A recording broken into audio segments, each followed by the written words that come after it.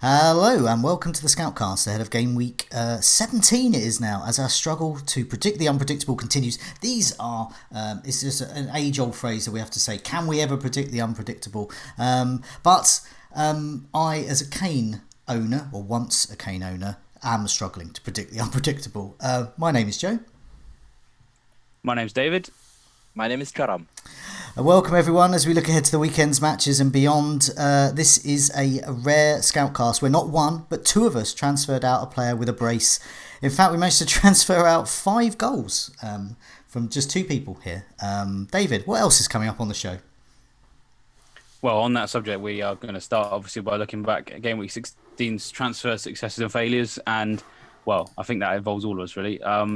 A certain Spurs player, not Kane, is in the community's thoughts. There's the tricky problem of Man City to consider, which is why it's very helpful that we've got Karam here as a Man City fan, so we'll be picking his brains on his club.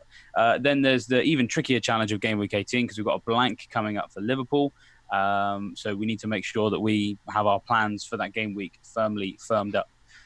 We're obviously going to be looking at differentials, rough with the smooth, clean sheets, and as usual, we'll finish by revealing which high-scoring 2 goal-scoring players will be transferring out this time. Okay, well, let's look back at Game Week 16. It was pretty eventful, wasn't it? David, 67 and a green arrow up to 500k. What could possibly have gone wrong with your week? Tell us about it. Oh, Joe. Joe. You know, it's really annoying. So those of you who don't already know, I was one of the people that transferred out a bracing player. And I kind of said to myself, because the problem is when it happens and you're not working the game, you get your frustration, you throw your phone, turn the TV. I'm not watching this anymore. That's it. I had to sit through the rest of that Wolves game watching Jota nearly get 5 goals. And I told myself, okay, look, all I'm going to do is I'm just not going to work out how many points getting Danny Ings in for Jota cost me. I read the Scoutcast notes, and you've worked out for me, Joe. So I know. There we go. Yeah. So I mean, it was a good week. So I mean, it was a good week. Yeah. In a game week where a lot of people didn't do that well. Like the average was kind of fairly low, and having my double Spurs and Danny Ings, who still scored, which was handy, and captaining Vardy, gave me, I think, the biggest green arrow that I've had in a while. It's been kind of like wading through treacle. But yeah, I'm slowly creeping up on the top 400,000. Yay! I'm quite happy with the way the team is now, because I think I was in a situation where I needed something a little bit different. I needed like I don't want to. I suppose Ali is. I don't like the idea of Ali being a differential, because a lot of us are kind of already thinking about him. But compared to the rest of the world, I suppose he is. But then also the differential really of actually doubling up on Son and Ali. Yes. Because I thought they were both good options and had a good fixture. You know, I'm quite happy with that. It's just a shame that it could have been even better had I kept with Jota. They're almost swords on their own, aren't they? They're like daggers. Yes. And you have made them into one hell of a massive sword. Because I think it's only about 1 or 2% of the game have actually owned both Son and Ali, and around a fifth own one of them. So that will increase. Yeah, and that will increase. But nevertheless, that's 2%. You're in that, that precious 2% category, and they're not letting up. So no, yeah, they're doing well. They're doing well. It's just the bittersweet thing, of course, is Jota and Martial. I will read out what you've calculated just so that you've done it for a reason, Joe. Jota and Martial out for 23 points. They scored together. Ings and Ali in 17. So I cost myself 6 points. Thankfully, I used 2 free transfers, so it's not like the end of the world. Martial, I don't regret selling, because he was a doubt. Yeah. And Solskjaer seemed very certain that he would start, and then of course he did, which I should have realised was mind games ahead of a derby. I don't know why I didn't think of that. And then Jota, I think, I will just say on Jota, obviously I know people might think that, I would say this as someone who sold him, but we talked about the eye test on him, and he did not look good. He was in positions where he was getting good chances, and he wasn't doing very well with them. So they were on target, but he wasn't testing the goalkeeper. Against Brighton, they started Alzate at right back, which I thought was a very questionable decision. They could have played Montoya, and they didn't, who's a more established right back. Alzate has basically played every position, according to Sky Sports, and was very uncomfortable. They were very exposed, specifically in Jota's position. So I'm kind of hoping that moving forward, he's not going to be punishing me quite as badly, because hopefully whoever they play next, well, it's Spurs, of course, actually plays someone who's a right back rather than a left winger in a right fullback position. So I do think that was potentially a bit of a blip because he's not going to have that much space and time every week. Well, it's just going to happen. You've got. I couldn't foresee that. You've got two players. You want Ings and you want Ali. You didn't want Martial and you didn't want Jota going forwards. So that's good for them long term. So it's cost 6 points. There you go. It's not too bad. It could have been much worse. So say the players you got in both blanked and. Jota and Martial did. Then you look. I remember one year. It was a classic season-defining game week where I got rid of Firmino for Lallana as part of a -8. Okay, and Lallana got injured. Firmino then went on to score a brace. Everyone else I got in didn't. Everyone else I got rid of got something, and it was something like 20 or 30 points down. And that's got to. You've lost 6 points. Nothing. I'm not going to make you feel too bad because I also got rid of a bracing player. So I got 62, so I'm pretty pleased with my score. And I've completely barely changed in the rankings. I'm still hovering around the 100k mark like a bad smell. I got rid of Kane. Yes, I got rid of Harry Kane just before his only good game week of the year. And I got rid of Tielemans just ahead of his many poor game weeks of the year. But 18 points gone. But I have calculated it up. So I got Rashford and Ali in, both players I wanted, and luckily they got 18 points as well. So I'm completely even on that, and I've got two players I want, and I've got rid of Tielemans, and Kane I'm still iffy over, and I think that Son and Ali, we'll talk about it later, but I think the Son and Ali combo I think is the better one. I think it's the better value, and it's going to get more points spread over the next few game weeks. But I just want to mention, obviously Captain Vardy, naturally everyone does, and everyone gets goals because that's what he does. And I finally got my bench right, which was amazing for me. I got it was just 2 points, but it was still my highest bench score of Dendonka coming in for Mane, and as you can see, target -1, Rico 1, and so a minor victory of 2 points there. Karam, tell us about your game week. Well, I think one emotional decision turned my game week from a decent one to a very average one. So I'm very glad that I made the cup qualification or whatever. So basically, there is nothing that I can justify my decision to captain Kevin De Bruyne other than watching the derby from the stadium. And that's something I used to do when I traveled from Amsterdam to Manchester, is that I captain the player that I'm watching. And I've done that a couple of times last season, and they worked out very well. So I decided to do that, and I saw, but I completely ignored, purposely probably, the ownership of Vardy, the effective ownership of Vardy, the potential rest of Mane, and how many players will captain him and who get Vardy as a vice captain as well. So I've got all of that wrong, and it was a double blow. We lost the derby, and I got a yellow card from KDB. So that's the if there is one lesson in FPL, is that don't let your emotion take over your head. My head always said it's Jamie Vardy against the obvious Aston Villa, but I went with the heart, and it's a big lesson. Or let real life take over, but be a massive pessimist like I am as a Brighton fan. After seeing us almost get relegated from the Football League against Hereford, a side that brings a cow onto the pitch before they start. And once you have that method, you wouldn't have captained KDB there. You might have had him, but you'd have thought, they're not going to do very well, my lot, against Manchester United. And so you'd have looked elsewhere. So, my advice to you is complete doom and gloom and be a pessimist. How about that? Well, but to be honest, I am very thankful for the rest of the players that saved my game week. Like, I saw many Vardy captains who got around the 55-60 points mark. So Son, who I call him always Sonaldo from the FIFA game, and until now, incredible goal against Burnley, very, very beautiful. Jimenez with return, Kelly, legend, 4.3 now, 8 points again. Gazzaniga kept a clean sheet. Finally, I got the goalkeeper right. Zaha is disappointing, second blank in a row. I'm going to give him the third game against Brighton. He likes the games. He turned up against Brighton. If he doesn't, then he's out of my team potentially for game week 8, and we'll speak about the plans at the end. Like usual, I got my bench right this time, so finally I've done something correct, and 55 points. So we move on. We move on. That's not bad. I mean, I always think 50 points is the benchmark. If you get below that, it's like if you get below 30, it's like ooh. But 50, 60, and good stuff.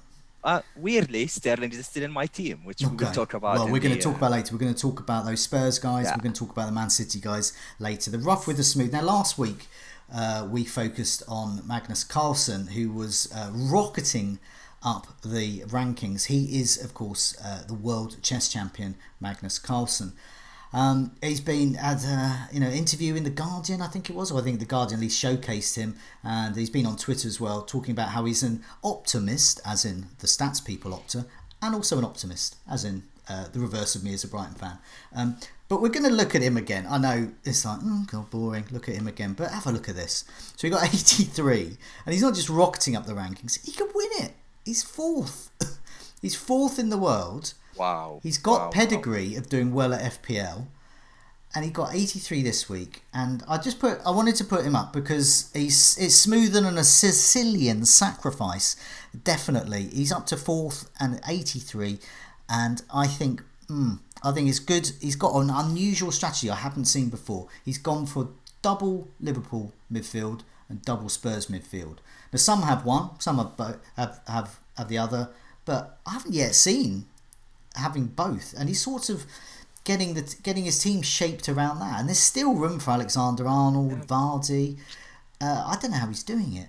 No Man City, no cry, Joe. He has no Man City mates. No Man City. Now is that? Yeah, that could be the strategy for success. Don't bother with Man City. It's almost as if he's an elite level person in a sport that involves, well, maybe not sport, activity that involves your brain. Yeah, it's almost as if he's anticipating future moves.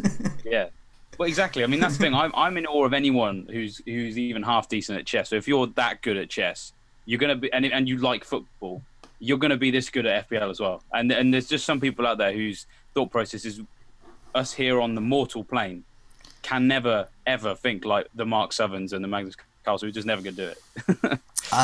Before we move on, I just want to point out James Palmer has read in the live chat. He noticed my line, smoother than a Sicilian sacrifice. Must have prepped that one. Yes, indeed I did. I had some advice from other people that play chess about that one. Last week I think it was smooth as a bishop's mitre, which was something weird thing I came off the hoof with. I consulted Red Lightning amongst others in the Slack channel for Fantasy Football Scout, was helping me out there. Let's move on. We every week we talk about the player, the team, and the talking point of the week, and we base this around your community questions. There is a key player that people are talking about, and God, look at this. There's his stats, and here's his picture. Now look at this picture. There's the stats are one thing, but look at Mourinho. Now the picture, for those podcast listeners, I've got a picture of Mourinho looking at Son like we look at Son. Love. And God, if we find yourself someone who looks at you like exactly. Mourinho looks at. Isn't that? I mean, that's an image. But so I love the old cliche of so and so a player is getting hard to ignore. Some people don't like cliches in FPL. I like them, especially when their upteenth goal or assist goes in, and that basically applies to Spurs sensation Son at the moment. Double-digit hauls in 3 of his last 4 run-outs. He's only blanked once in his last 7 matches. Plus, at the weekend, he cut through the Burnley defence like a lightsaber through an army of prequel droids, who are, incidentally, a rubbish enemy. So we've had some community questions on this. KTK Interesta, is Son now essential? Another cliche. 90-minute player with goals and assists most week. Mourinho is getting the best out of him, including his creative side. And look at that picture. Mourinho loves him. A double up on Spurs attacks looks tasty after the Wolves fixture. Which 2 are the best? Son and Ali or Son and Kane? And FPL Posty asked last week, you talked of the importance of Rashford. Is he or Son a priority for Gameweek 17? So he's acknowledging that both of them are good players to get. And for those without Rashford or Son, who are sort of the players of the moment, which one do we go for? So let's go for you, Karam, first. You like Son. Tell us about Son, but also tell us about your ideas about tapping into Spurs midfield, looking for a double up, looking for Harry Kane. Tell us your plans. I know you gave up on Harry Kane, Joe, but he might be back in the game. Son, I love him. There's nothing to dislike about Son. From the eye test, if you don't play fantasy, you like him. You like watching him. He's a phenomenal player. I think he's one of the top players in the Premier League, probably underrated. and I enjoy personally his fantasy points from over the years. He has the pedigree. He's been the goal threat for Spurs as well, and there is nothing to dislike about him. And I'm really happy that I jumped on his train very early. Once the appointment of Mourinho, 4 game weeks ago, it took me only 1 game week to see which one I want to get. Son, Ali, both excelled, and I went for Son immediately. So you sent some stats over. I gave a sneak preview because it's a good image to have to show what Son's doing. So tell us a bit about what we're looking at here in terms of the numbers. Yeah, definitely. Thanks, Joe, for putting the table. So basically, Mourinho has transformed Son into a complete player, in my opinion. He's now not only a goal scorer, but also an assist maestro. He's sort of like getting to the KDB level on a Spurs in a Spurs team. And this comparison shows, when I looked at the tables for the first seconds, I thought actually that Son is the one on the left and Ali is on the right because of the assist and the creativity. But actually, it's completely the other way around. Now, if you look at the shots and the expected goals and his goal threat stats, it's a little bit less than Dele Alli, but it's not that far. Expected goals 1.38. So this is both Son we're looking at, and we're looking at. Sorry, on the left we're looking at Son pre-Mourinho, and on the right we're looking at Son Mourinho era. So tell us some key stats there. That's right. That's a different table. So basically, the table on the left is the last 4 game weeks of Son under Pochettino, and the one on the right is the last game weeks once Mourinho took over. And there is not much difference in the expected goals stats. It's a little bit less, but I wouldn't take that too much. But look at the assist potential. It's massively increased. The expected assist is 1.48 compared to 0.25. Okay. If you look at the expected goals involvement, it's around 3 goals. So basically, he's getting to the level where he scored goals, but also he created chances for his teammates. And basically, if you look at the bonus points system, he does everything that justifies and makes the BBS happy as well. He improved massively in the baseline, more pass completion rate, more recoveries. So he's also doing some defensive duties and more tackles. And all of that contributes to the BBS. So I would be not surprised if Son contributes with an assist or a goal, and he's the one now who next the 3 bonus points because of all of that. And basically, he's a machine. In comparison with Ali, Son is much more creative. Now, Dele Alli is slightly ahead for expected goals over the last 4 game weeks, but he's much less than Son in the assist potential. So basically, Dele Alli had expected assist of 0.15 over the last 5 game weeks compared to 1.5 for Son. So basically, for me, if I want to go to the Spurs mid, I think that Son is worth the extra million, 1.3 now or whatever. But if you look for the double up, I don't see any problem for going for Dele Alli as well, which is something many managers will opt for in the upcoming game, which they have excellent fixtures until the New Year's with Brighton, Watford on the road, Norwich as well. Even the games against Liverpool and Chelsea, they can score goals. Both teams are not keeping too many clean sheets of late, and Spurs is becoming the attacking team. So that we know from the previous years. So yeah, Son in. Son, get him. There we go. David, what do you think of Son, and particularly in terms of relation of Son with Ali or with Kane, or perhaps no Son, Ali and Kane? What's your I mean, you've gone for the double up at the moment, so presumably that's what you're looking at. Yeah, that's right. I've got to echo everything that Karam said there. I mean, we talked a little bit about it on the captaincy video, didn't we, Joe, about how Son is becoming, the central kind of point for all of these points coming through for Spurs because of the goal threat and the creativity on top, which means that you can be more confident from each game to the next that he's going to be the one that's going to deliver. Even though Ali has delivered in every game, the underlying stats suggest that Son is the more reliable out of those two. Just to give a few more stats, because there's so many that make Son look so good. We've already sort of touched on some of the goal threat. His creativity over the last 4 matches. So Mourinho has now been in charge for 4 matches. So the data we're looking at is now fully inclusive of the Mourinho reign. And he's created 6 big chances as Son. and that's more than anyone in the whole league. It's Jimenez is second on 5. De Bruyne is third on 3. So he's created double the number of big chances as KDB. So we've already had comparisons there with KDB. Well, it's showing right now that as a creator, he's better than him at the moment. I'm not trying to say he's better player full stop, but he's in better form. So when you combine those two, that looks fantastic. In relation to the other options, as you've already mentioned, I have gone with Ali over Kane. I've done a few bits of comparison myself between those 3 players, and there's a lot of stats where Kane is bottom out of those particular 3 players, and of course is the most expensive and gets fewer points for his goals as well. So penalty box touches under the Mourinho era, Son has had 26, Ali's had 20, Kane has had just 13, and he's the centre forward. And those 2 midfield players, well, Son's had double the amount, Ali's had 7 more. And they've all, and actually Kane's played more minutes too, because Son and Ali have come off quite often in games. Chances created, Son's top with 11, Ali 7, Kane 5.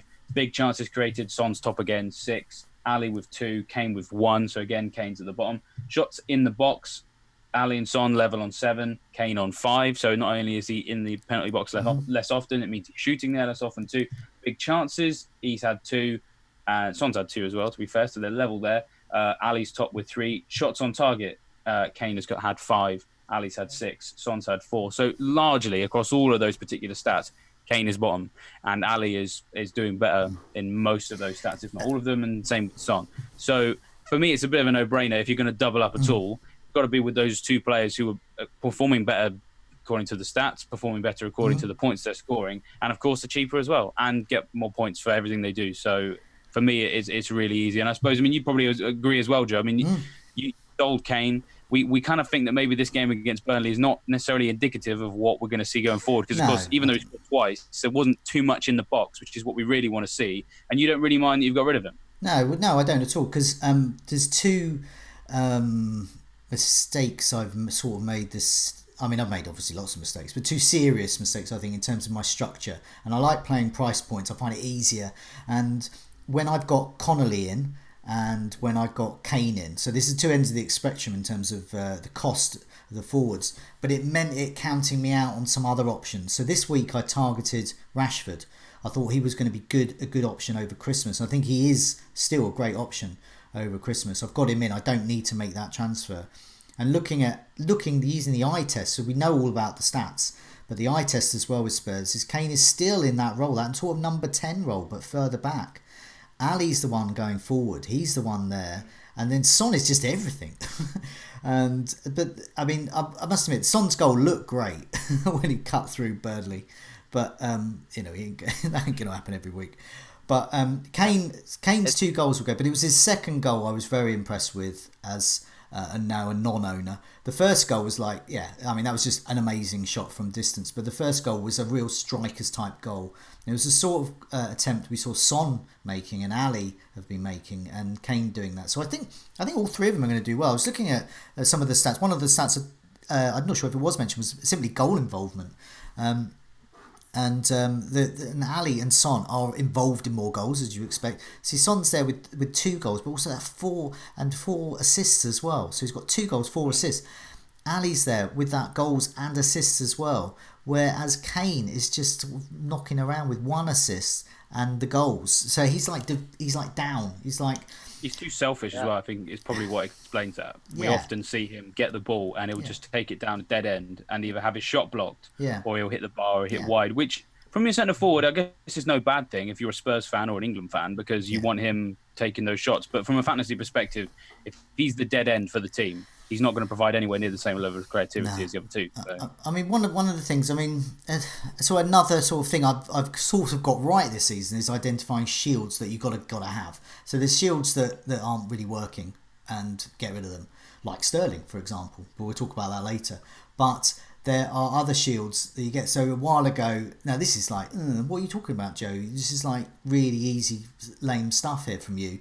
I targeted Vardy and Mane as great prospects to have. Obviously, but these are shields that I thought, there ain't no let up here. I've got to get them in. And the longer I'm going without them, the more my rank is going to plummet there. And Son is now that guy. So Son is the guy I need to get in, because no matter how great the rest of my team do, my swords cannot compete with the mighty shield there's Son. And if I can pair up Son and Ali as David's done, and as Magnus Carlsen, the world chess champion, has done, then I think I'm going to be a happy man. I hope, fingers crossed, could be famous last words there. I think there is a good case for a double up as well. We know that Son now is a complete player, so that's the kind of player we want for the captaincy options as well. If you fancy Spurs for any fixture, they have great fixtures coming up. If you fancy a captain pick from Spurs, then probably Son is the more comfortable one. But I can see a great case for Dele Alli as well, because looking at the stats, his expected assists are really, really low, which indicates from reading the stats that he's a bit more selfish player. And we like selfish players for FPL because they take the ball for themselves and probably score goals. So there's a chance to take advantage of that. But I wouldn't be as comfortable captaining Dele Alli, but I will be more to Son. I don't know if that's Son is or the stats. Yeah, Son is a captaincy. The Tesso in the live chat, Son for captaincy at home, defo, he says. So. Yeah. Or indeed she says, whoever Tesso is. One of the issues I have as a non-Son owner is, do I swap out KDB? And that's among the Man City issues that we're covering next. Karam, over to you. Yes, so we are back to talk about Man City after the struggle over the last few game weeks, and it seems that the title race is pretty much is very, very difficult, if not mission impossible.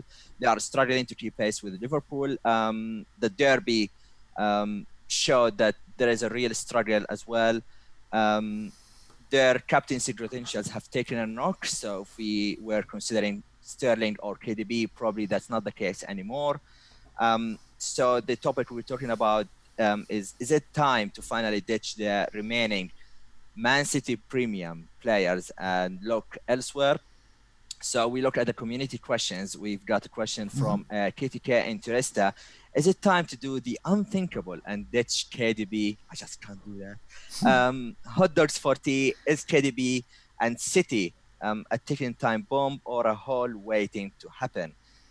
Climb 67, Sterling is killing my season. Believe me, so am I. What to do with him? And the Fish is asking, given Man City are now out of the title race for now at least, what does it mean for them as an FPL options? One more question from Stock Me a Clipper. Is it time to dump all City premium assets in favor of players from form teams such as Spurs, Man United, Leicester, and Liverpool? So I want to go back to you, David. You got rid of Sterling really long time ago. You don't struggle with that anymore, but you still have KDB. So do you have plans to ditch KDB anytime soon? Oh, so I'm one of those idiots who doesn't have KDB at all. I've not owned him all season. But you are right that I have recently sold Sterling. So yeah, I actually have no Man City players right now. And I'm quite comfortable with that personally right now. I mean, so I'll start with Sterling. I feel like an idiot for ever having him in the first place. And that's not to say that other people are, because I had him and everything. Mainly from a structural perspective. We talked earlier, Joe talked about it tends to do not so well when he deviates from his set price points. And last year, I only had one midfielder above 12 million, and that was Salah. And of course, I had a few other premium options. But when I started the season, I wanted to have Salah and Sterling. And that really kind of made everything else quite restrictive.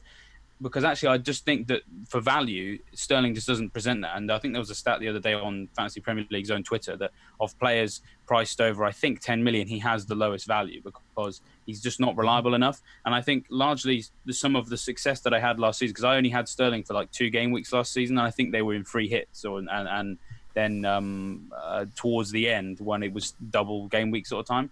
And not having to spend large amounts of money on someone who I still think is a bit feast and famine. You never know what you're going to get. It can kind of completely skew your team into directions you don't really want to go. I mean, we've seen people doing very well this season without Sterling. So, for example, our chess maestro obviously doesn't have any Man City players. Jules Breach is having a great season. She's not owned Sterling the whole season either. So not having had Sterling at all would have probably benefited a lot of us, because especially over the last few game weeks, it's not working out for him. And he seems to have a real issue with accuracy. And it's frustrating because it's only taking place really in the Premier League, because in the Champions League he was getting tons of shots on target. Admittedly, it's lower quality opposition, but to some extent, that shouldn't necessarily indicate whether or not he can get his shots on target. There was a time a couple of weeks ago where he'd had something like 10 shots in the box, but only one was on target. In the last 4, he's had 4 shots on target, which is a slight improvement on what we've seen earlier in the season, but it just doesn't compare. I mean, he's had fewer shots on target than Kane, and we don't like the idea of Kane. He's had fewer shots on target than Ali and Son, and obviously both much better value there. Vardy's blown him out of the water. Even Salah's had more than him. Mane's had more than him. So there's a whole host of really premium players who are more accurate than him. And then obviously the impact that has on KDB is also a problem. So KDB is never the type of player I'm going to rely on for goals, and I don't think most people do. I mean, he's in your team really to tick over with assists. Yeah.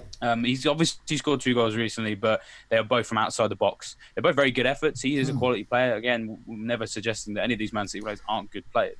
But with that, you can't rely on those goals happening. Again, what you want is assists. And with Sterling and to some extent Jesus being a little bit wasteful, that's why we're seeing that KDB, despite creating lots of chances, as we sort of already mentioned, his expected assist data basically is showing he's massively underperforming. So in the last 4 game weeks, his expected assists, he's basically he's underachieved by minus 2.39, which is a huge underachievement, and that's basically because he's playing these passes to people and they're not scoring them. He's got the lowest score of a difference between the actual number of assists and how many he should have had, and if that's the case, then it's starting to get to the stage where you go, well, I'm sorry, KDB, you're a great player, but if your friends aren't helping you out, then I can't have you anymore. And so I'm quite grateful for that myself, because I stupidly didn't have him for a very long time when he was probably essential. But I think the time to look elsewhere is now. Specifically referencing the Spurs chat we've just had. With Son, you can get goals and assists because he's a creative forward player. Ali to some extent is something similar, whereas KDB, I think, keeps dropping deeper. Obviously, Karam, you watch Man City more than most of us. You were saying you've noticed that with the defensive problems at Man City, there's more of an onus on the likes of David Silva and Kevin De Bruyne to kind of protect the back four. I mean, tell us a bit about that.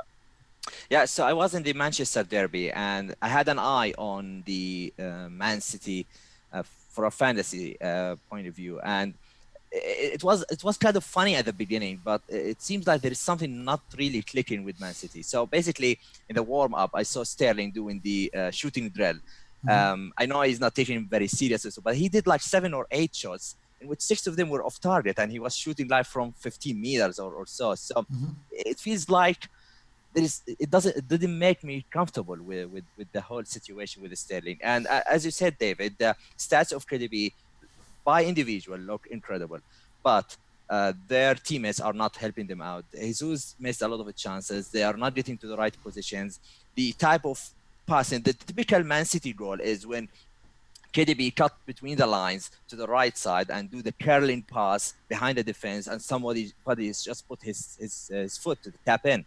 And I haven't seen that for some time already. And I think from last 2 seasons, the strength of our attack was not really from our mid or our attack. It was actually in the defense, because last season we had solidity and stability in the defense with Laporte in particular. So without even KDB, we were really great. We were scoring goals for fun at that time. But what happens now is that when Kyle Walker and Angelino were really forward and we dispossess or we lose the ball, KDB and David Silva come back to support and protect the defense. So instead of being very further forward, making and creating chances, the forwards are isolated because the KDB and Silvas are defending actually. So there is something not right in the structure of Man City at the moment. Another thing about Sterling is that last 2 seasons he averaged 15 and 17 assists. Now he only averaged 1, and I'm not sure whether that was an actual assist or fantasy assist, but it's only 1. And that's largely because of the creativity. I don't know, there's something lost in the creativity, whether it's a Mendy thing or it's something in the midfield with David Silva and Gundogan or Kevin De Bruyne, but he lost a lot of his potential, lost a lot of his creativity, and that's why it seems like the 12 million is just really overpriced. I cannot tell, don't sell Sterling. He's staring at me because I cannot afford Mane in one move now. But he's definitely someone I'm keeping for the Arsenal game. Not because I fancy and I'm very comfortable with the Man City attack, but because I want to take advantage of Arsenal defense because they are not fine. They are not doing well. So I'm definitely looking at ditching Sterling. I'm hoping for now to keep De Bruyne for a few more weeks, because I think De Bruyne himself realized that his chances created are not converted. So he started doing the shots himself. So between Mane, Sterling, and KDB over the last 4 game weeks, he has the most shot attempts with 22, only 9 in the box. So he's doing the shots from range, but very few compared to Mane and Sterling from inside the box. So he's trying to do both the assist and the shots, but you never score. You will not always score from range. So it's type of that. I think I'm holding on Sterling on KDB now. There is some value tied in him. That's a minor thing. I think sometimes as fantasy managers we have to take a leap of faith. And I remember back in Game Week 12 when I got rid of Sterling, and that was a leap of faith moment.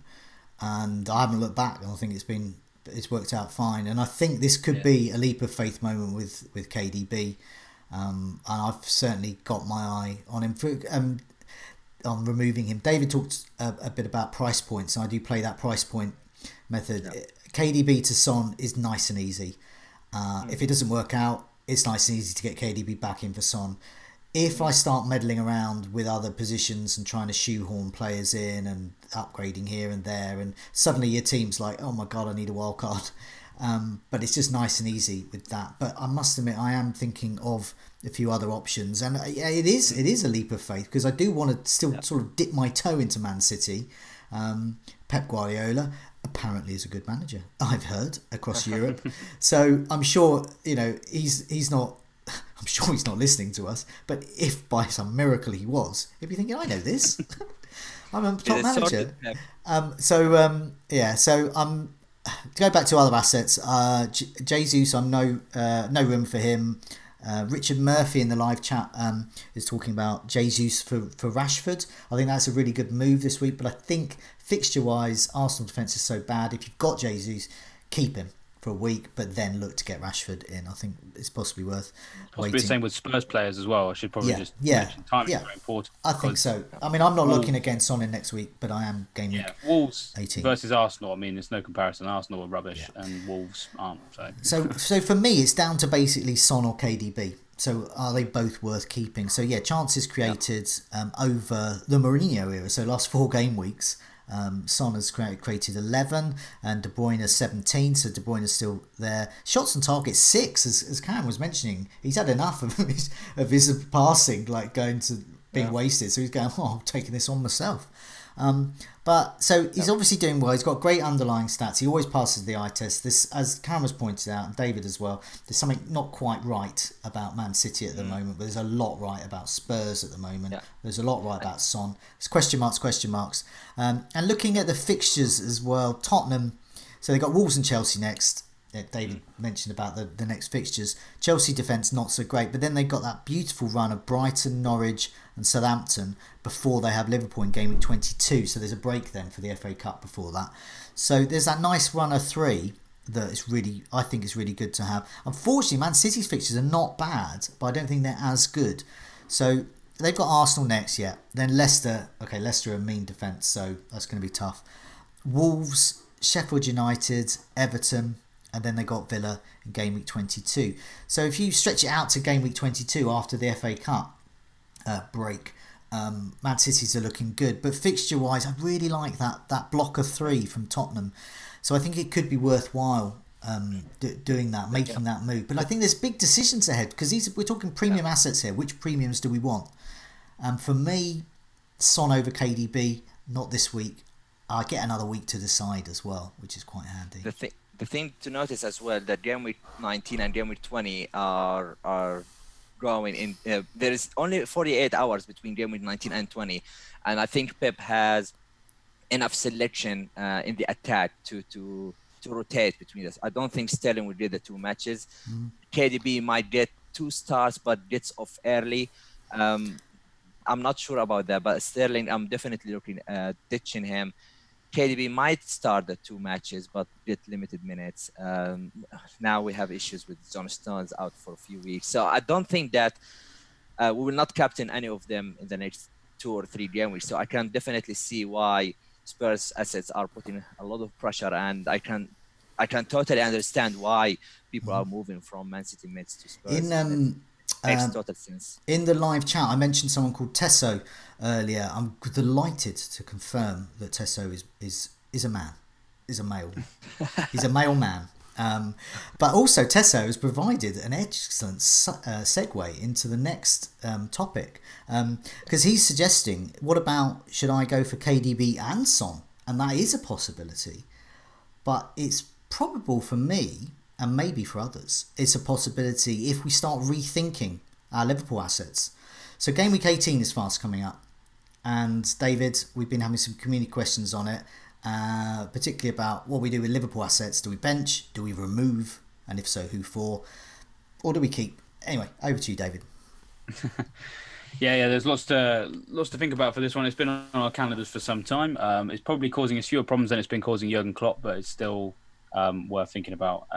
So there's no fixture for Liverpool and West Ham in game week 18, because that's when Liverpool are competing in, I think, is it the Club World Cup?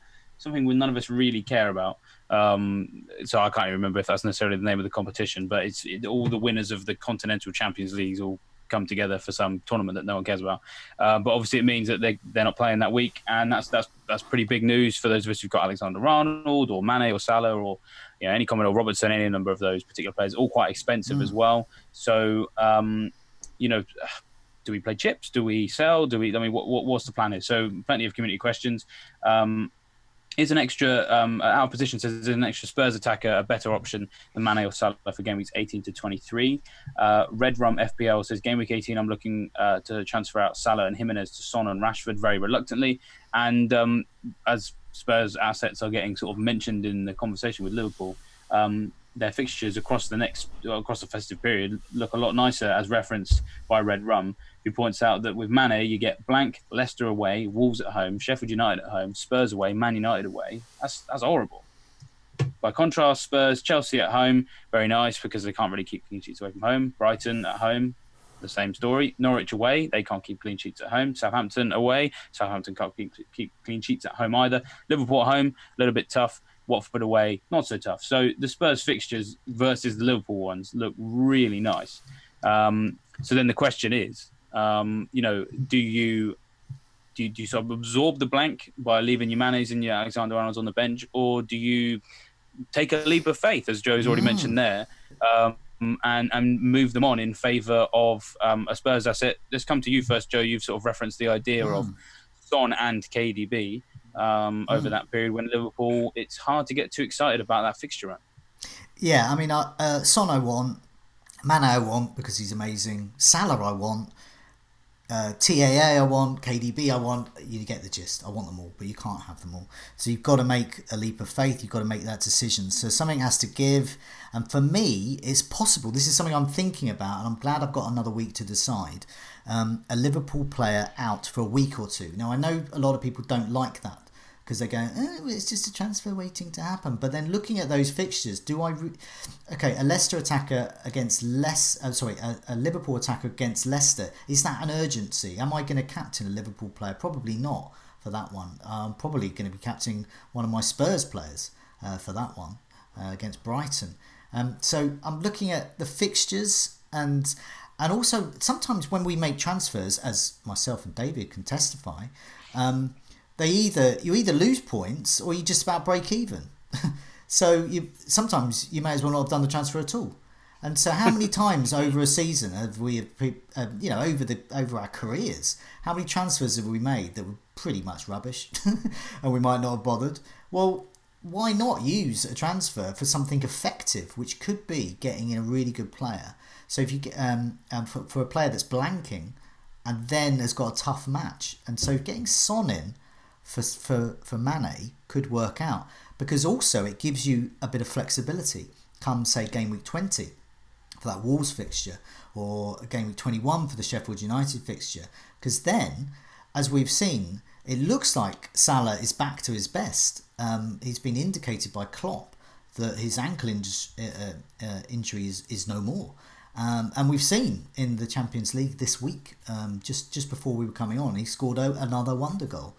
So I'm starting to think, well, could Mane out for Son, and that's not to say Mane's bad, obviously he's not, but could that be a way, keeping KDB just in case Man City become good again, which they can, and then gives you a bit of flexibility. That's what I'm thinking about there. It's a big decision. I'm pleased I don't have to do it now, but I'm pleased that we're talking about it now, because I think fantasy Premier League managers need to start looking. You don't want this creeping up on you. You don't want to have to suddenly make, a day or so to go, this is a big decision to make, because it's going to affect your whole structure over Christmas, and it's make or break. There'll be loads of people who it creeps up on. Yeah, I always reference my dad in these conversations, and I know that we're not competing against the likes of my dad, but compared, like most people, this will creep up on because they won't know about it. So that's our aim. Our aim is to help people for it not to creep up on, and obviously get really good rank, but obviously just below all of us because we're really selfish people. But if you're struggling in your mini leagues, this is where you'll start to get past all the casuals, I'm sure. Exactly. Yeah. So that's my thoughts on it. Really, it's a big decision. I'm thinking about it now, and I actually am thinking the unthinkable now of getting rid of Mane in game week 18. How about that? I really like that idea. I mean, you're talking me around to it as well. I mean, I suppose the thing with me is I already have Son, and I'm not too keen on KDB just yet. No. But certainly, looking at the fixtures and thinking through that particular period, it makes you less kind of wedded to a Liverpool asset. So that if something does pop up in this game week, or in the next however many days we've got, then maybe it gives me the opportunity to go there if I'm not feeling so committed. Because the Liverpool fixture one isn't nice. I mean, pretty much Spurs fixture like for like, each one is better. There's not one fixture in there where Liverpool have it better than Spurs. So if you don't have Son and you need a reason, then Mane's your guy. If you already have Son, then it just gives you some options. What do you think, Karam? I mean, where are you looking at handling this game week blank for Liverpool? Well, I think I don't have Mane, so I don't have. I only have Alexander-Arnold, so I have one issue to sort for the blank. I think when I realized that I need to switch Sterling to Mane was around game week 13 or 14, when I realized that now I have to do the switch. I thought that, okay, Sterling will play the blank, Mane will not. So that would cost me maybe 2 transfers potentially. And I trusted, of course, a good player in a good team like Sterling to match Sadio Mane, which I was wrong. And now I reached a point where I cannot go for Mane against Watford, get him in my team. So I'm gonna skip Mane game week 18. Of course, I'll probably ditch Alexander-Arnold to someone like Aurier, or I would try not to go really down. I've got Kelly. I'm not willing to go to another 4 million defender because I know that by around game week 25, when fixtures turn for Liverpool, I wanna get Trent back. The issue I have here that I am actually on the other side, Joe. I'm looking to get Mane as soon as he comes back from the World Cup, the club World Cup around game week 20. I did the same thing. What are you planning to do, guys? I did it exactly on my wild card in game week 9 when Liverpool had what I thought tough fixtures against Man United, Tottenham, Man City, Crystal Palace, and Sadio Mane was fixture proof. He scored in every game. And every time I see Mane or Salah coming in team sheet, I'll be just terrified.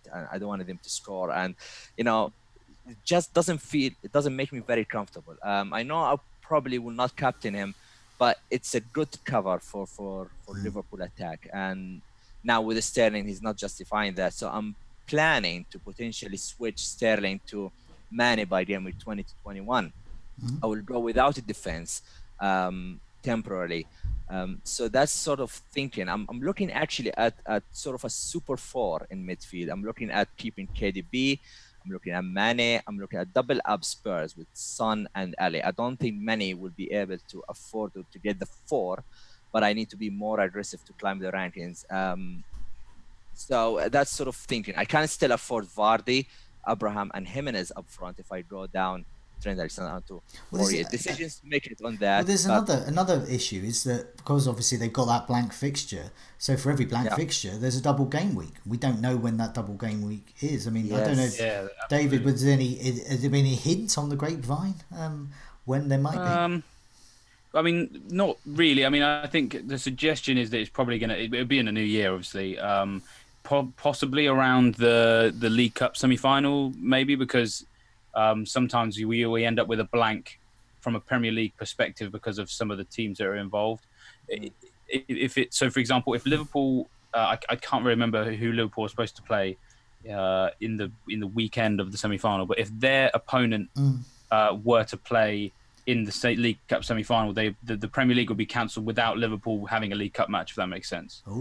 And if that happened to West Ham as well, then it could go then. Or even if it doesn't necessarily happen to them then, on that weekend, it could be tacked on in midweek. That's just one idea. So basically we're looking at sort of February time, though? Yeah, late January, possibly. Sort of February sort of time, but really, we're not really going to know until the Premier League announce it. So it's worth keeping an eye on. But certainly, if we always look at the Christmas as kind of like a mini season, and we're looking at the next 6 fixtures really, because you kind of have to. Things change in the new year because you have the January transfer window. You've got the cups come into play, all manner of things. And actually, I don't think we need to be I wouldn't be too worried about Liverpool having their double. Selling all the Liverpool players for the blank, then it doubles confirmed. Oh no, I haven't got any Liverpool players. I think you'll have enough time to prep it because it's not going to be in the next 6 game weeks, I would imagine. So you can block it out, go for the best team you think is best for this particular period, and then I think we'll have enough notice on their double to plan for it and make sure we've got absolutely everyone. Because if it's West Ham and another favourable fixture for a double game week, that could be incredible. Mo Salah's not had a double game week as an FPL player, as a Liverpool player yet, and it could just be. It could be amazing. It could be the answer to our prayers. So keep an eye on it, but don't let it dictate your Christmas policy. At the moment, if both are fit, hand on heart, I want Salah, not Mane. Even though Mane it's just Salah's more selfish in front of goal. So I want the guy who's more selfish in front of goal than the guy that perhaps looks better. So that's what I'm looking at. I don't think we need to think about the double game week. That's fine. Between now the Christmas and January will be like 5-6 game weeks. That's a long stretch. I was thinking, is anyone, just before we move on, is anyone considering getting rid of Trent Alexander-Arnold if they own him? I know it's something I certainly would consider if I could very conveniently do Trent Alexander and Mason Mount to Son and someone that is above 3.8. Yeah, I'm definitely consider that. I think I need to upgrade my midfield, and I think the plan. If Trent gets a 5th yellow card, then he does a favor to all of us because he will have 2 blanks there, game week 18 and game week 19. So that's a definite sell.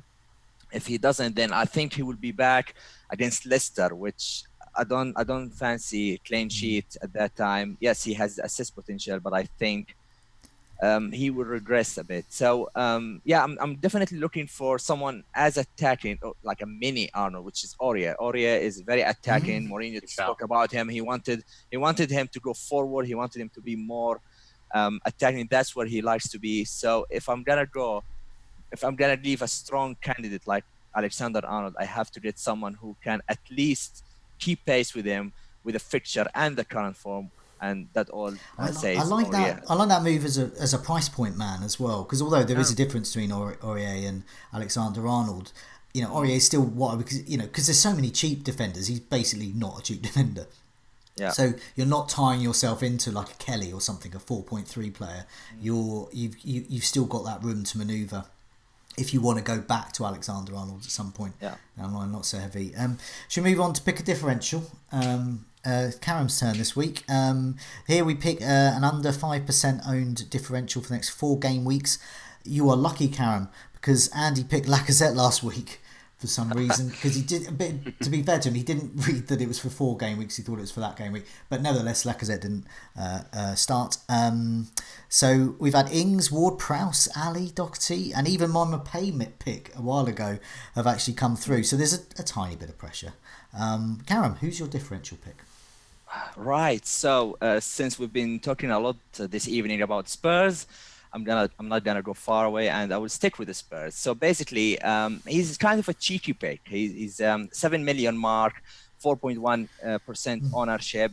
If you are looking for a double up mids at Spurs, but you cannot afford Ali and Son Heung-min, then I'm gonna say Lucas Moura can be a good pick. Now, he has good statistics. I'm gonna read it out here. So basically, he didn't have a lot of attempts. He has 4 attempts, but 4 inside the box and 4 big chances in total. But his XG involvement is as good as Son, 2.41 compared to 2.8 for Son. He's even higher than Dele Alli for 2.07. The issue here is you have to set your expectations from Lucas Moura. He hasn't completed 90 minutes with Jose Mourinho. He used to be subbed. Sissoko proved that he is kind of capable of playing on that side, but he's explosive player and he offers a cheap route to that. He's a 2 million less expensive.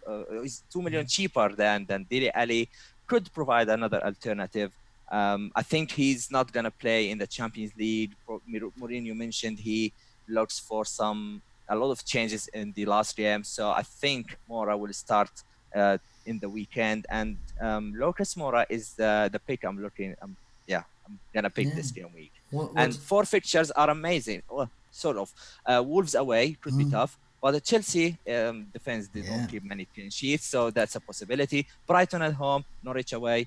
That's the 4 fixtures I'm aiming for. That's a good. Yeah, I'll be surprised if you don't get some returns there. David, what do you think of that Moura pick there? Yeah, no, I like it. I mean, when I've been looking at some of the stats, the XG especially has been standing out to me with Moura. Slight risk, of course, over the rotation potential, but really, I think Spurs' best attack involves him. So if Mourinho can kind of learn that too, then maybe that's good option, because I mean the price point's great. So I think he's good because in your intro there for that, Karam, you mentioned about if you can't afford. So for that, he's that cut price option. So if you're looking at your team and you're thinking, I just can't get Son in, I can't get Ali in, well, this is the solution, because he's the 4th best Spurs attacker. But the 4th best Spurs attacker is better than the 1st best for half the Premier League. So that's not better than Zaha, maybe. Yeah, definitely. If you look to get rid of Zaha, Tielemans, these options, Mount maybe if he continued not to perform or to start, then he might be alternative. You're starting to woo me with more. I want Son in and Ali, but if I could afford that treble up, maybe. I don't know. It's the threat of rotation. I'm not sure I want rotation over Christmas, but nevertheless, even if he plays 3 out of 4 or starts 3 out of 4, he's probably going to get minutes in them all. He's basically got Sissoko as competition. I think it's a good bet. I think you're going to get some points there. I think you're going to put Andy's Lacazette pick to shame, which of course he himself put to shame because it's not for 4 weeks. No pressure, Moura. There's some clean sheets to look at as well going forwards. David, can you read out what we've got? Yeah, have a look at the clean sheets for the next 6.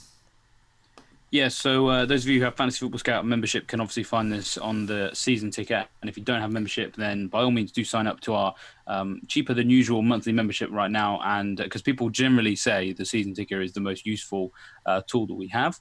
And you can customize it in any different way. Like what we have done, what you should be able to see on the screen, I think, is the season ticket sorted by defence. So defence potential. And top of it at the moment is Crystal Palace. With good reason. They seem to have turned a real corner on their defensive capabilities and are even keeping clean sheets when they've had to sort of fill in at centre-back. People like Cheku Kiate, and they're playing Jairo Rialdo, I think you pronounce it, who's a defensive midfielder playing left-back. They're still keeping the clean sheets as well. And coming up, they've got Brighton, who I think on paper are a team that would potentially struggle away. Slight caveat over that, of course, is that it is... Some people say it's not a derby, but the distance is irrelevant in derbies. It's a derby. I live in Devon, and Plymouth and Exeter are like 40 miles apart, but it's still a derby. Yeah. This is about 55 miles apart, but it's still a derby, so I know exactly. It's still a derby. It's a big game. Everyone's up for it. Yeah. So maybe there's no clean sheet here, but still on paper, you'd expect that there could be. We've got Newcastle away, West Ham at home, Southampton away, and Norwich away, Arsenal at home. The way Crystal Palace are playing right now, you can imagine them keeping clean sheets in all of those. And I'm just going to chip in here that I don't have Kelly right now, and I think I'd really like to have him. And if I'm looking at how I could potentially spread Alexander-Arnold cash, which potentially could be dangerous, I admit, if it's not on the same price point, I'd be looking at Ali, but I would also be looking at Kelly as well, because people who've had the Crystal Palace defensive setup over the last few weeks have done quite well. Kelly gets a lot of bonus points as well. as does the goalkeeper Guaita. So there's definitely some options there that are worth thinking about. Man United are in second place on this at the moment. They've got Everton at home, Watford away, Newcastle at home, Burnley away. They're the four that I think are the best out of the six. Arsenal away, perhaps not. Norwich at home, again, perhaps not as well, because Norwich seem to be sort of finding their goals again. United haven't kept too many clean sheets, but they don't give up too many chances. So there's always the potential that they can get some clean sheets. So if you could look at maybe Wan-Bissaka, who tends to get a bit of bonus if it's a low-scoring game and he's had a lot of tackles. Maybe Lindelof's a bit cheaper as well. If we can get something concrete at left back in terms of if Brandon Williams can get some starts for 4 million, that'd be great. Luke Shaw, when he does start and is playing well, can always chip in with assists, as can Ashley Young. So kind of a bit of wait and see there, but still worth knowing about the fixtures. Looking at some of the others, Aston Villa have got some nice fixtures. I don't know if I trust them personally. I'm not going to go into great detail on there, but they've conceded more penalty box shots than any other team this year. So it's kind of tough to trust them with this. I think go for assist potential. So I've gone for target for me. And target or Gilbert, perhaps. Or Gilbert. Yeah, they're the two I would go for. Personally, yeah. I think you're right. I think about clean sheets. Clean sheets is a luxury, but it's the assists I'm hoping for. Yeah. I mean, they could provide some good value. I mean, I don't know. I mean, some Aston Villa fans might slaughter me for this. They often praise Tyrone Mings, but I don't think he's been that good this season. He's been kind of a bit rubbish on occasion and hasn't looked great for England either. He is admittedly potentially injured now as well, but there's not a lot in that Villa setup defensively that I like. They're still a good team though, because they're still always going to hurt people on the attack, but they're not really a team built around keeping clean sheets. So you're right, go for assist potential if you're going to look at them at all. Then in terms of some others, Newcastle, again, I like their fixtures, and I like that theoretically they're a team that aim for clean sheets and that they play 5-4-1. It hasn't quite panned out as we'd like, because I think it's 1 clean sheet in 6 or something.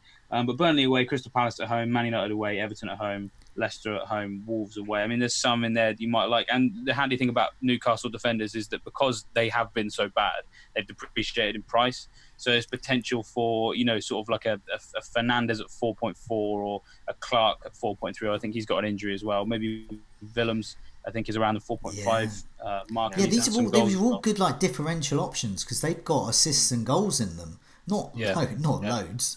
But if you can nail them over Christmas, that's a good ranking boost. Yeah. There is a funny thing about Newcastle as well. I like Yitro Willems, the left back. He's very attacked. He scored 2 goals, I think, against Liverpool and Man City. But generally speaking, the Newcastle defenders are the top scorers of their team. Before the last game, there was a stat that the defenders have scored 58% of Newcastle goals this season. It's mad. So basically, you can't go wrong with Fernandez or Yitro Willems. Yeah. They, as David said, they strive to get a clean sheet. But if not, it's not a problem. Set piece, header, or a corner, then we get a goal. So they offer great value, but it's kind of, you have to be patient with them, or just hidden somehow. You've got to be a maverick basically to trust them in a Newcastle. Exactly. Or a diehard Newcastle fan. I mean, one other name I want to throw into the one other name I want to throw into the hat, if he can get fit and start games over Christmas, is Fabian Schär. He's a bit more expensive. He's 5 million, but when he starts games and he's doing it regularly, he is what everyone who's an England fan or a Man United fan wants Harry Maguire to be and more, because he comes out of defence, he goes into midfield, he has a look and he's like, I'm going to keep going, and he just keeps going and he keeps going, and he'll just bang one in from 30 yards. He's a Swiss Harry Maguire, isn't he? Harry Maguire is a poor man's Fabian Schär, is what I'll say. And I'm sure I'll get criticism for that, but away the lads, eh? So, yeah, I mean, if he can, the problem is he hasn't started many games recently. If he can start games over Christmas, he could be fantastic, because he's a great player. But, yeah, the only other two options, the teams just to mention, Man City and West Ham have some decent defensive fixtures, but do you trust the defence of either of those teams? No. I don't think and none of their defenders can compete with all of the other teams that we've mentioned and the other players. And I think there's some really great options there, particularly in that Palace defence with Kelly and Guaita. Man U, if you're mad and you want to back the British share. But Villa, go for those assists. Newcastle, if you're a real maverick, I think I'm just not exciting enough. No Man City. First of all, John Stones might be out for a few weeks, so he will put central midfielders, Fernandinho and Rodri, to play in centre backs potentially, and we don't even know who are the fullbacks. Angelino, Mendy, Walker, Cancelo. and Ederson is so expensive, so I would stay away. Let's move on to our plans for game week 17. Karam, what are your plans? I learned my lesson. So the first thing I did is to put the captaincy on Jamie Vardy. Yes. He's going to be my captain for next game week. Basically, I've got 2 free transfers. I'm not looking to change any of the main 11, so my transfer might not be exciting for now, but mainly to free up some funds. So I'm looking for Gazaniga out to Button, just to reverse one of the decisions on my old wild card. So Monday club is awaiting for Rochefort transfer. But looking forward, I'm looking to ditch Trent Alexander-Arnold, Zaha, and Sterling in different orders. I'm not sure when or how, but definitely I will use 2 free transfers in game week 18. That's the aim. I'm aiming to use one, roll the other, and reassess afterwards. Trent is pretty much out, especially if Lundstrom gets the 5th yellow card. Soyuncu will play Man City. Tomori might have lost his place. I'm not sure. So I'll be having all of a sudden defensive crisis. So I have to act quickly on that. Sterling might be Dele Alli, or Zaha might be Dele Alli if I free up the funds. So a lot of decisions, but mainly allow these four players. But the essence is you're looking at game week 18 really, and game week 17 sort of consolidating week, and buys you a bit of time. Now I'm in the same boat as well, so I could be quite quick. Similar things I'm thinking of. Obviously captaining Jamie Vardy, although Mane is my vice captain, and I never discount Mane, especially at home to Watford. I'm looking at game week 18, Son in for either KDB or Mane, or something complicated involving Alexander-Arnold and Mount and a hit, and as soon as I start going down that route, I sort of get put off it. But options are there. Grealish for Mount. A big option is KDB. Use my 2 free transfers for KDB out for Son and Mount. KDB out for Son and Mount out for Grealish. I like the look of that in game week 18, and I'm not going to do that game week 17 because Grealish is on 4 yellow cards, and if he picks up his next yellow cards in game week 17, then he's out for game week 18. And game week 18 is when I want my players, so I don't want to bench Grealish. Not very good for flexibility. So yeah, as you were really, and I'm playing Pope instead of Henderson. I'm hedging my bets a bit there. I've got Lord Lundstrom is there in defence.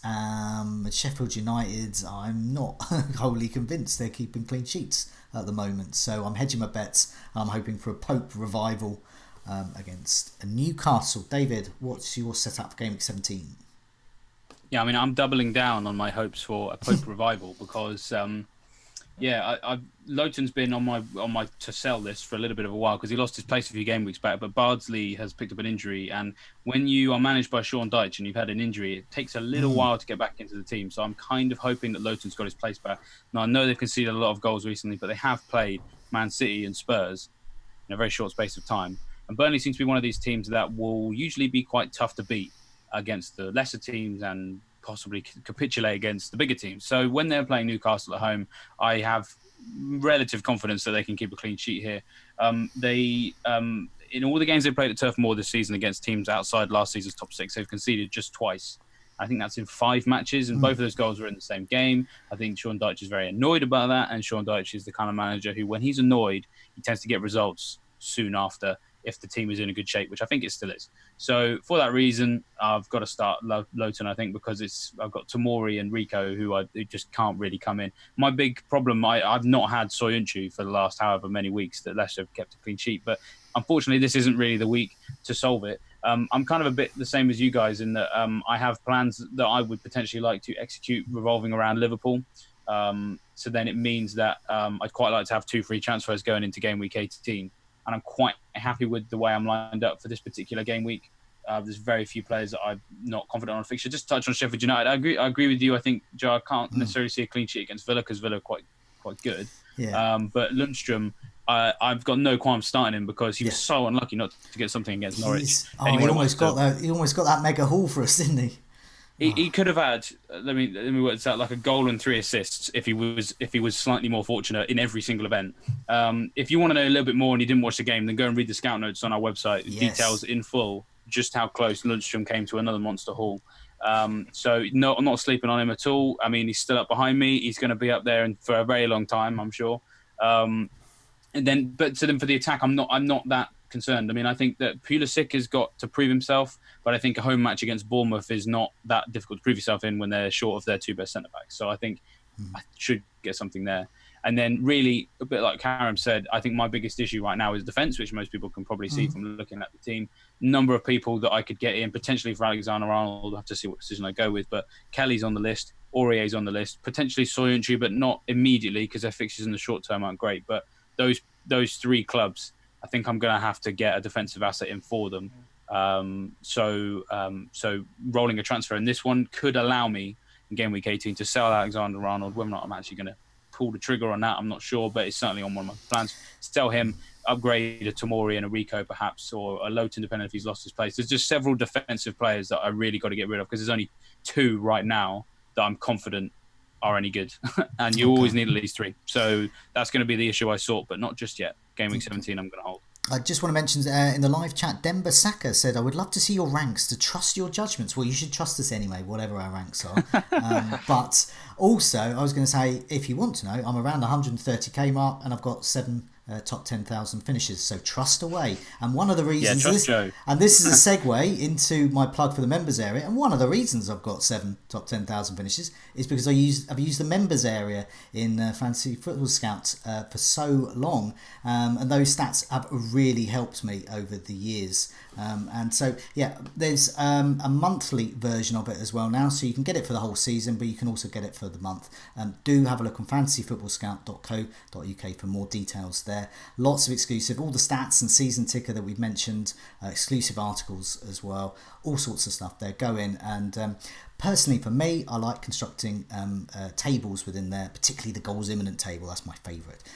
But for now, nice plug there for the members area. Thank you so much, Demba, for that. And it's a goodbye from me. A goodbye from me. And goodbye from me. Goodbye all.